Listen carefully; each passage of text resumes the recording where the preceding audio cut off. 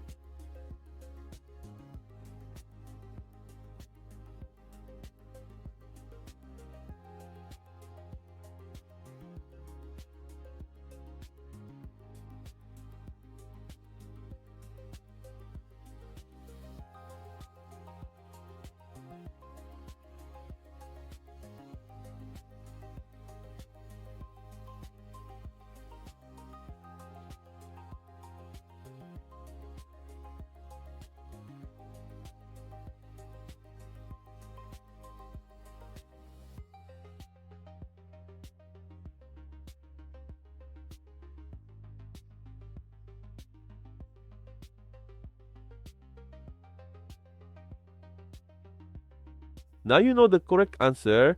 If you got it right, comment below. If you got it wrong, don't worry. This type of expression tricks many people. Leave your like and subscribe to the channel and follow the upcoming challenges. See you in the next video.